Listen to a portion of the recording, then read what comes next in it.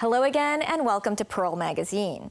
Since February, schools in Hong Kong have returned to as close to normal as possible for the first time since the pandemic began in early 2020.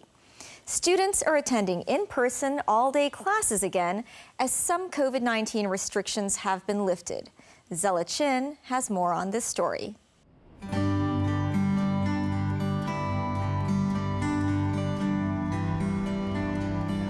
My name is Kristen and my Chinese name is Luing Lei. I'm from China, Hong Kong, but I'm born in Shenzhen. Today is a special day for Kristen. First, I get up at 6 a.m. and I eat my breakfast and I go to school and I take to the Luohu. And I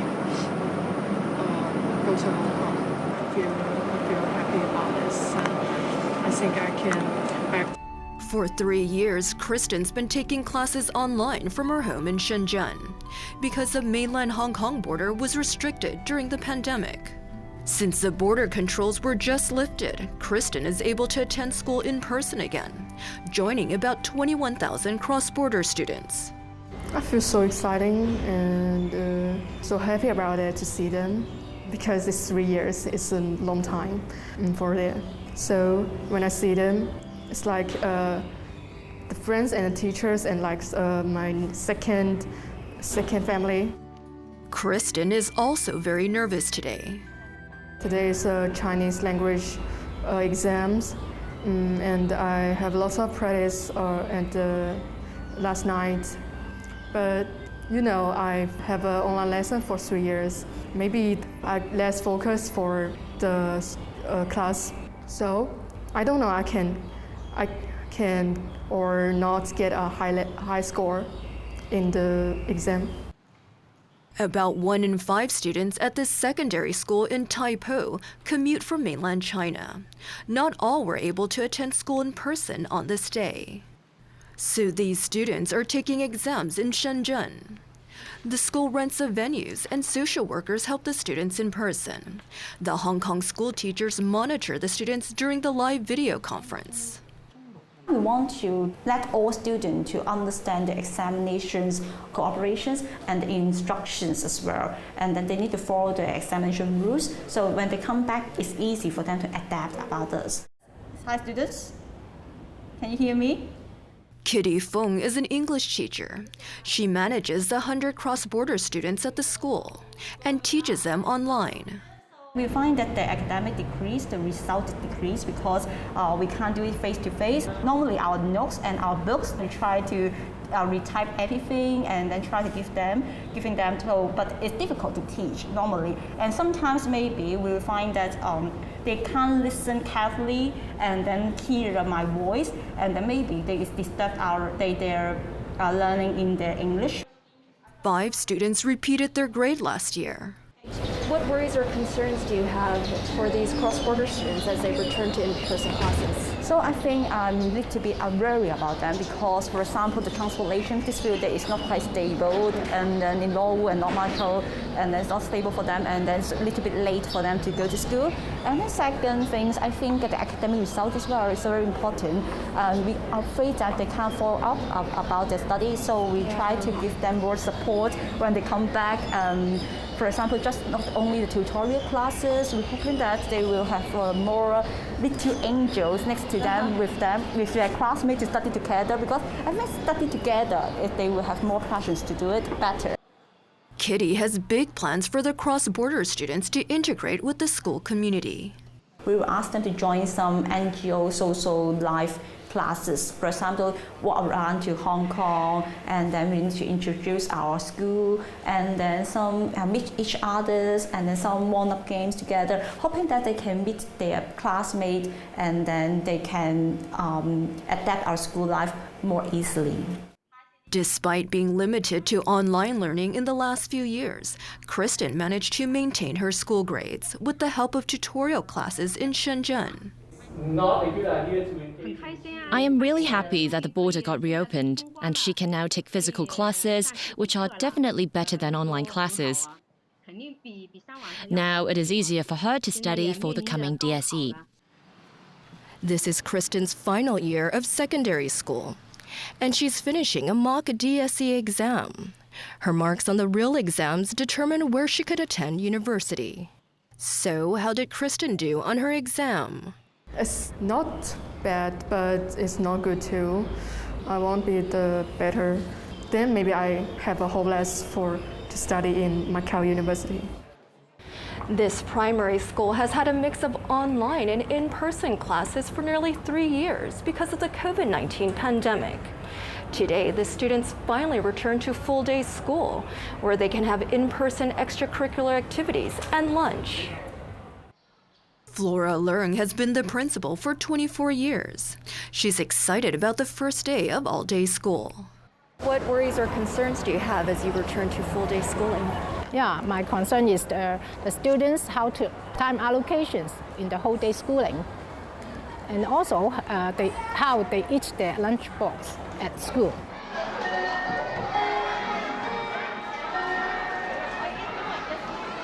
These primary 1 students are 6 years old. They're used to attending half-day school from 7:55 a.m. to 12:40 p.m., and they would go home for lunch. Now the day is extended to 2:40 p.m. And this is the first time these children are having lunch at school. We're worrying about if they have the manners or they know how to eat by themselves. The school officials worry that the young children were fed by adults, or that the students will drop their food on the floor. We will teach them before they eat their lunch box, they have to wash their hands, and then they wait for the teachers to have the lunch boxes delivered to them. And then before they have their lunch, and we do the prayer, and then they should say, "Teacher, let's eat lunch. Classmates, let's eat lunch together." The teachers are relieved at how well-behaved the students are at lunchtime. Then the students attend additional classes in the afternoon, such as technology and language. Because they have long time at school, because they at school in the afternoon, therefore we're worrying about if they can arrange well with their time at home. Therefore, we'll arrange the tutorial classes so that they can complete or almost finished their assignments at school. These students get tips on how to manage their homework. Jaden is 10 years old. He's a primary 5 student. He was so excited to attend all-day school today that he couldn't sleep the night before. I feel very happy because this is like a new experience to me. I chatted with friends more at the recess and also done a project. After classes end for the day, Jaden stays late to participate in speaking club, where he learns to recite poetry. It's been years since Jaden went to the club in person. Extracurricular activities were taught online the last few years of the pandemic. I think it's different from the online to the face-to-face because that's on the online we can't see that much things. But I really like saying, so I prefer the face-to-face one. Jaden's mother, Emily, is pleased that her son is no longer attending online classes. The virtual learning, the most impact should be interpersonal skills, because he has less chances to talk to his classmates, to interact, to communicate with them. He has less chances to learn social skills, to building friendship.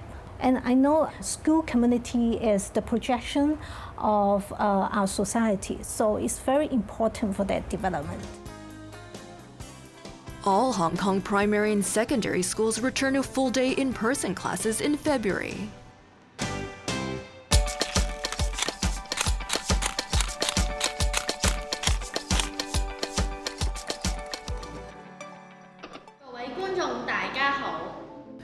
School children have been attending online classes for years because of the COVID-19 pandemic restrictions. This associate professor of educational psychology at Chinese University explains how this generation of children has been impacted by the virtual schooling. How do the years of online learning affect these school children? They don't have the regular face-to-face interactions with teachers and their peers. They're missing a lot of classroom activities. They don't have easy access to teachers if they have questions. They don't get to hang out and have fun with their peers. So it's almost like everything was different. What are they lacking developmentally? Developmentally, they would have difficulty understanding social cues. So they may have difficulty understanding when somebody's upset. They may not be as aware of social norms, communication norms, when to take turns, how to convey what you mean in a subtle way. What is the long-term impact on this generation?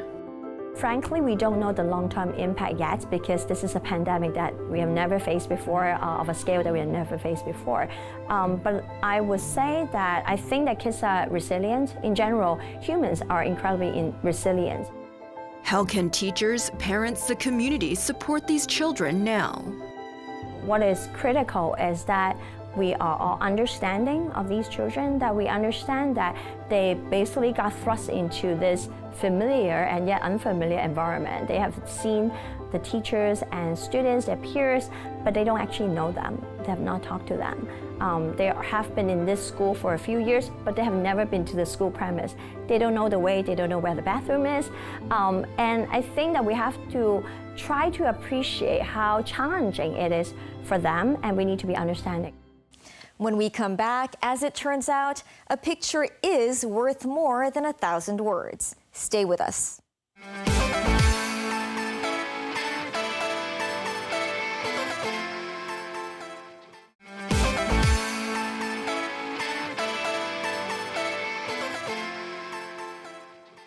Welcome back to Pearl Magazine. As they say, a picture is worth 1,000 words. But for some photographers, extra time and effort is needed when it comes to taking photos of the elderly. They hope to not only capture their likeness, but the essence of one who has accumulated decades of life experience. And of course, to give their subject the pleasure of seeing and having a beautiful memory they can look at and share with others.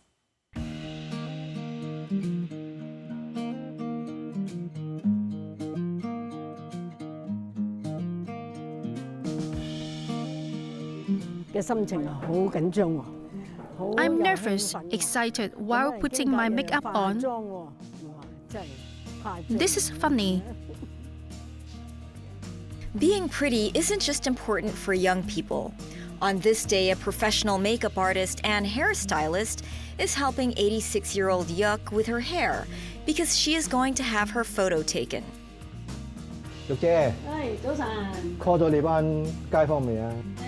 Ben is the photographer in charge of the shoot. He and a group of volunteers with the theme of lifetime achievement are going to take photos of the elderly in the studio. Ben says that the elderly have rich life experiences, and therefore it is easy to shoot them.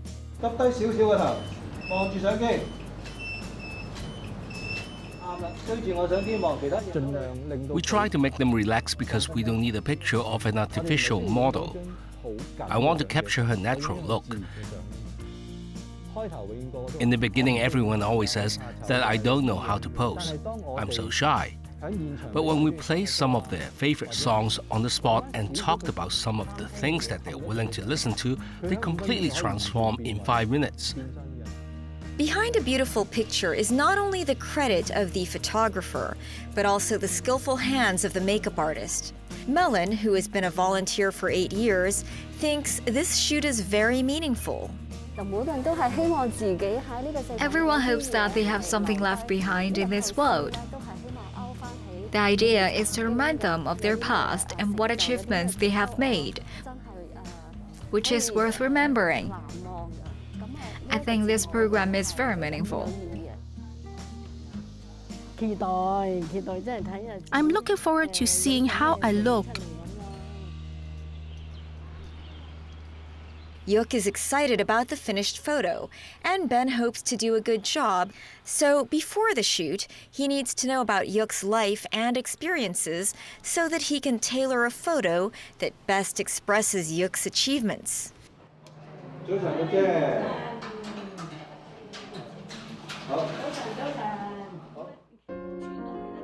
Everyone must have achieved something. We think they have different achievements.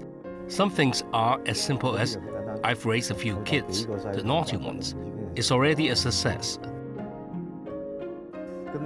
So you're holding 2 bags of food. So we hope that it expresses your achievements in Hinghua Estate. Maybe buying food is also an achievement. A lot of preparation is needed to take a few photos. Aside from the photographer being a pro, the team need to put the elderly at ease. Not as simple as it sounds, in order to get the best out of their subject.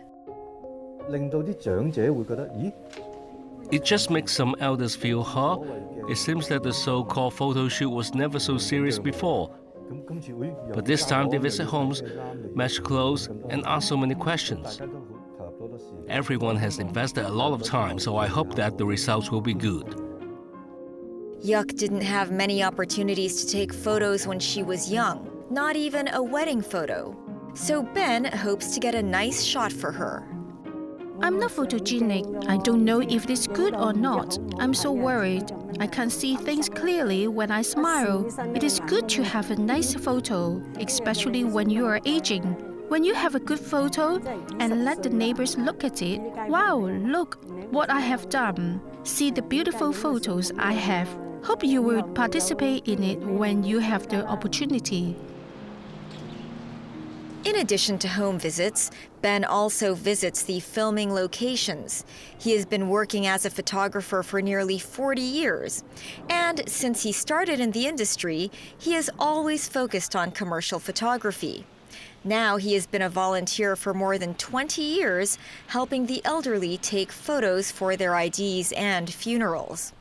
Compared with the usual business commissions, volunteer work may require more time and effort, but Ben still enjoys it.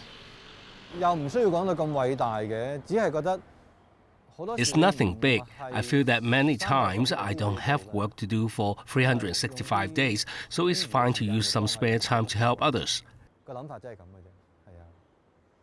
But after getting in touch with the elderly, it feels different, which makes us more patient with them.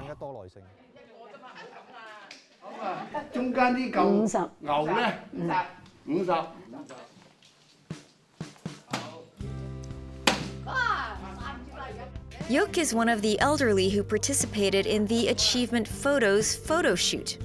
She's optimistic. Today she's at the center to play darts. She says it helps her exercise herself. It can train my hand-eye coordination. And I'm in a better mood to know more friends and be more cheerful. If you sit still at home, everything will degenerate on its own. Yuk is optimistic and positive, but she's gone through hard times. When her mother passed away, she was devastated.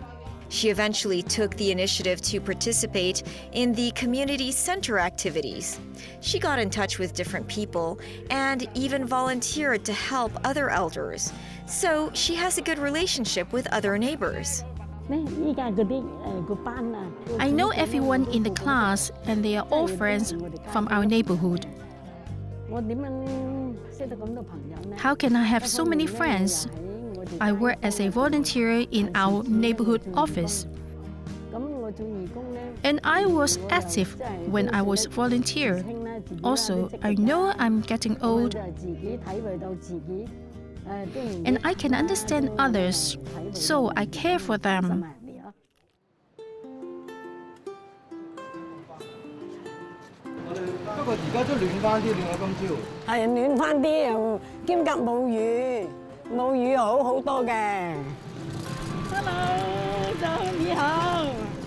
Yuk has many friends, and she often chats with her neighbors. So Ben chose to use the downstairs area of Yuk's place as the background for the shooting. 係啦，靚，唔使理其他人，側側地身企下。 He believes that no matter how big or small the achievements are, every elderly person has their own contribution and should be recognized by the public. 其實佢值得尊重嘅喎。 They deserve to be respected. They have done a lot of hard work, not to mention for the greatness of Hong Kong, for the greatness of the society, for their children and for many of their careers. Why don't we respect them? Respect is enough. During the photo shoot, Yuk experienced the feeling of being valued and respected. It is like becoming a star. I'm happy. At this age, I have suffered so much before. My husband left early, so I have to raise 4 children myself. Suddenly, I was given this chance to pose and take pictures. I'm so excited, so happy. 玉姐，係好，睇下先，係咪就係你想要嗰張笑得好燦爛嗰張啊？真係，你都笑到你。 After the shoot is finished, Yuk is satisfied with the photos. And Ben, who has been taking pictures for nearly 40 years, feels another reward of photography from Yuk's smile, and that is to make people happy. 其實佢哋見到自己嘅樣都好開心。 They are very happy to see themselves. 我覺得我都好抵㗎。 And that's enough. 我計計埋埋應該有。 I've seen more than 20,000 people smiling at me. 好開心㗎。 As a volunteer, I'm so happy and it's worth it. These photos made Ben feel the joy brought by photography. What does it mean to Yuk? That picture means a lot to me. I have never had such a picture before. In the future, when I get older, I can show this to my children and granddaughters and tell them I had such achievements. Do you have any? That's our show for this week. Join us on Pearl Magazine, same time next week. Bye for now.